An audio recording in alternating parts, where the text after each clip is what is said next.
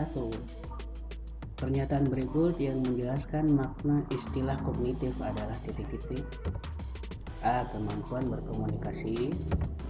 B. Kemampuan untuk memecahkan masalah. C. Kemampuan berinteraksi. D. Kemampuan untuk mengintegrasikan diri.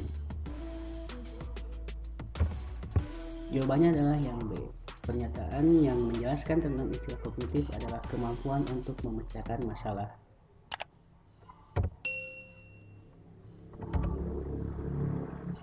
Nomor 2.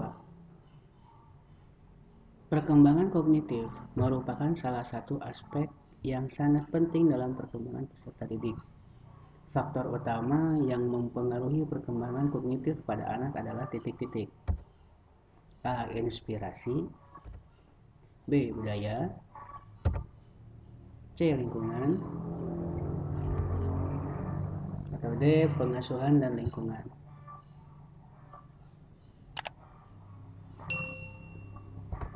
Jawabannya adalah yang D. Pengasuhan dan lingkungan.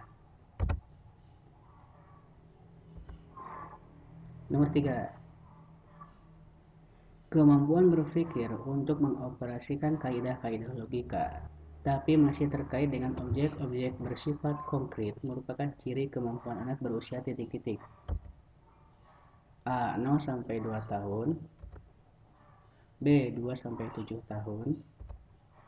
C. 7-11 atau 12 tahun. D. 11 atau 12 sampai 14 atau 15 tahun. Jawabannya adalah yang C. 7-11 atau 12 tahun. Nomor 4. Menggunakan potongan sapu lidi, kelereng, globe yang menyangkut pembelajaran IPA serta IPS sebagai media adalah sesuai dengan tahapan perkembangan berpikir anak yang dikenal sebagai tahapan titik-titik. A. Anak memahami bilangan angka, tetapi masih terkait dengan objek bersifat konkret atau kita kenal dengan operasional konkret. B. Pengamatan dan penginderaan yang intensif terhadap lingkungannya atau sensomotor. C. Dominasi pengamatan bersifat egosentris. Atau D. Kemampuan mengoperasikan kaidah logik yang tidak terikat lagi dengan objek yang bersifat konkret atau operasional formal. Jawabannya adalah yang A. Anak memahami bilangan dan angka tetapi masih terkait dengan objek bersifat konkret. Nomor 5. Kemampuan peserta didik untuk membina hubungan dan kemampuan memotivasi diri termasuk kecerdasan titik-titik. A. Kognitif. B. Sosial. C. Emosional. Atau D. Moral.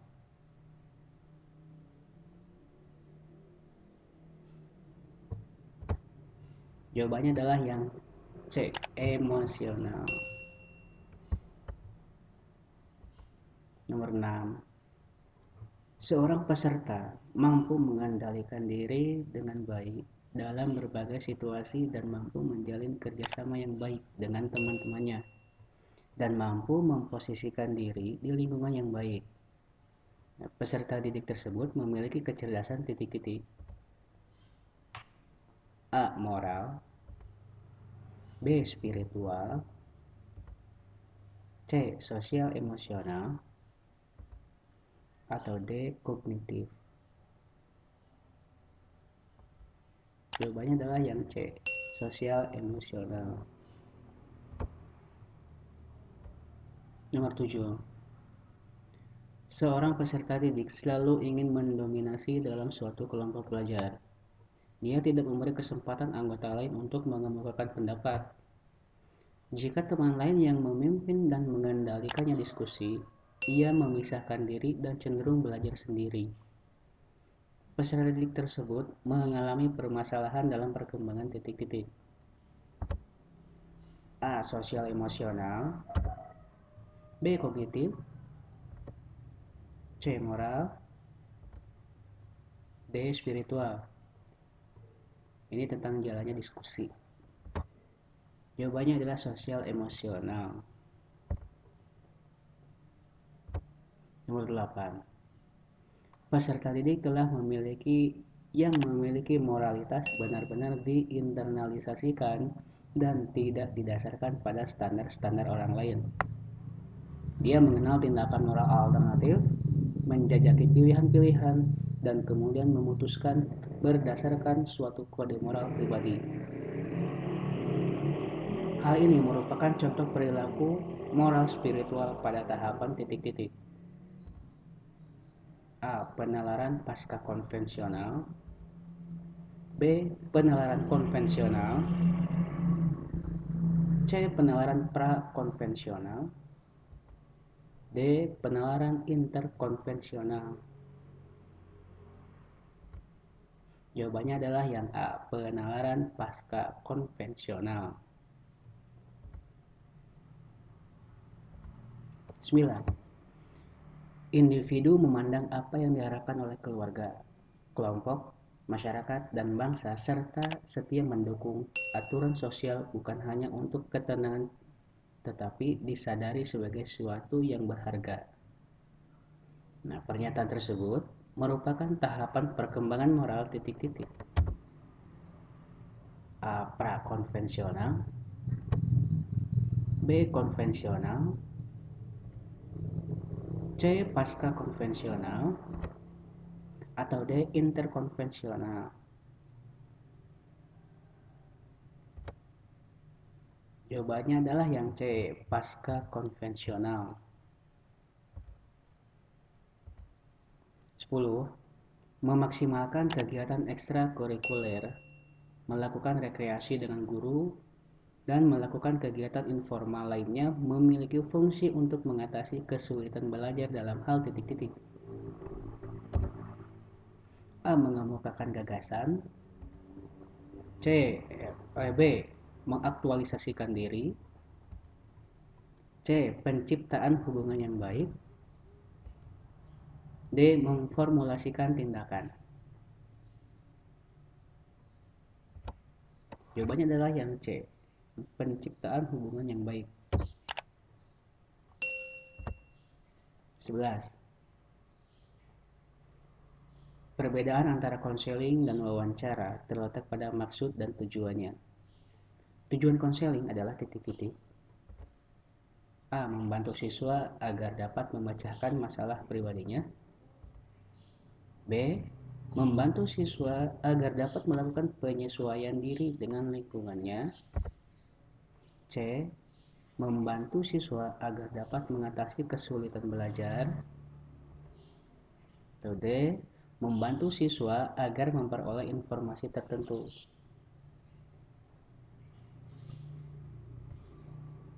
Jawabannya adalah yang C. Membantu siswa agar dapat mengatasi kesulitan belajar. Oke, nomor 12. Tindakan yang paling tepat dilakukan pada saat siswa mengalami kesulitan memahami pelajaran yang sedang diajarkan adalah titik-titik. A. Mengulang kembali bahan yang diajarkan. B. Memberikan tugas agar siswa mempelajari bahan yang belum dipahami. C. Memberikan buku sumber untuk dipelajari siswa. Atau D. Membantu setiap siswa yang mengalami kesulitan.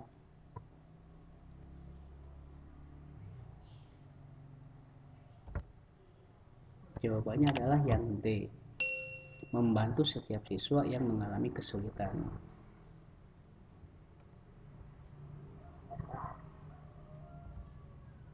Nomor 13.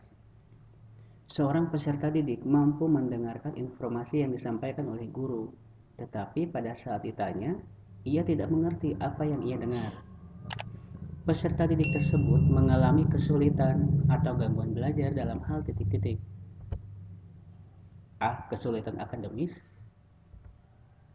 B. Gangguan simbolik. C. Gangguan non-simbolik. Atau D. Gangguan sosial.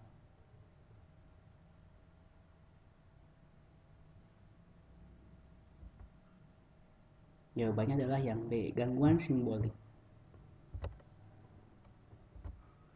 14.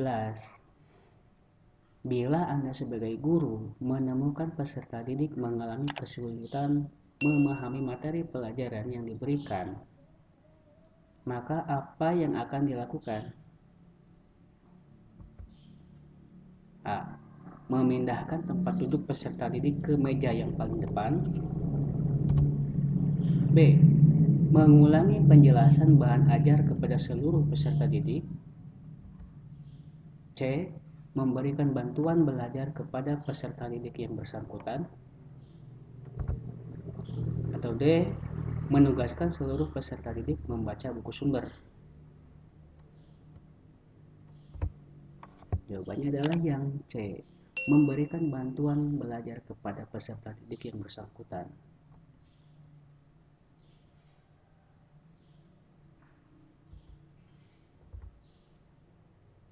15. Cara yang paling tepat dan akurat yang digunakan untuk mengidentifikasi kesulitan belajar peserta didik yang bersumber dari faktor sosial adalah titik-titik. A. Sosiometri.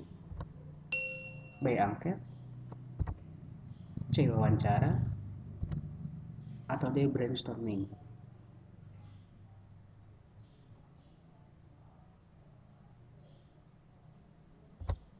Jawabannya adalah sosiometri, karena ini dari faktor sosial. Lanjut soal nomor 16. Peserta didik banyak meluangkan waktu untuk bermain dengan teman-temannya. Dia rela menghabiskan waktunya untuk teman daripada belajar. Ketika hasil tes dibagikan, peserta didik tersebut mendapat nilai yang kurang memuaskan. Berusaha menyadarkan siswa, hal tersebut merupakan penyadaran kesulitan belajar yang bersumber dari faktor titik-titik. A. Keluarga. B. Sosial. C. Kondisi fisik. Atau D. Intelektual. Jawabannya adalah yang B. Sosial. 17. Teori yang memandang belajar sebagai hasil dari pembentukan hubungan antara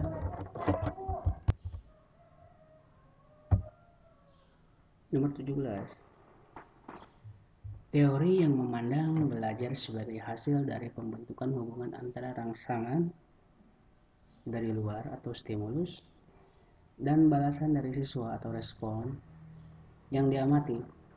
Semakin sering hubungan antara rangsangan dan balasan yang terjadi, maka akan semakin kuatlah hubungan keduanya.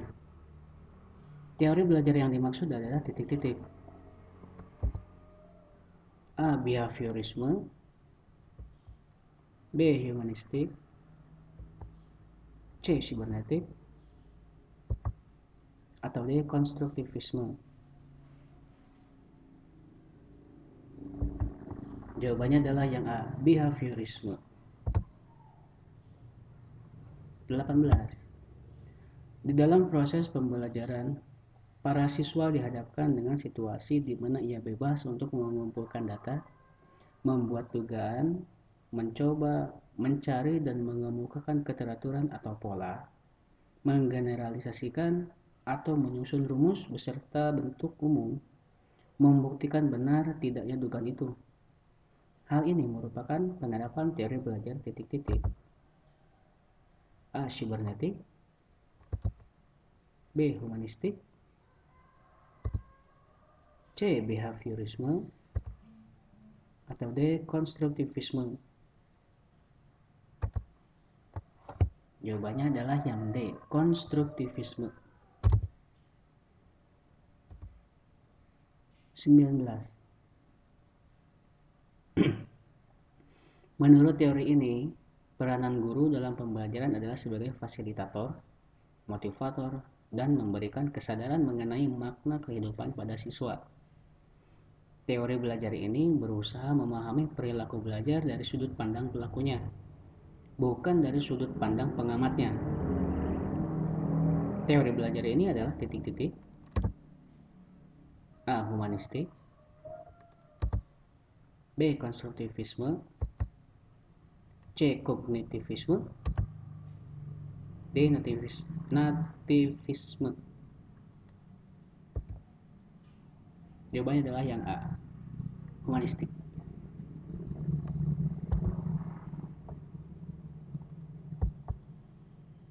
20.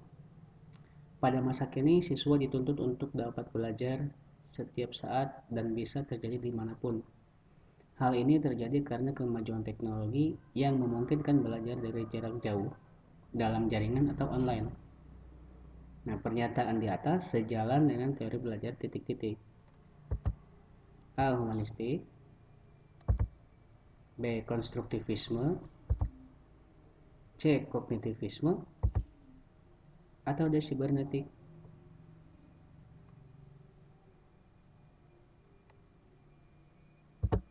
Jawabannya adalah yang D. Sibernetik.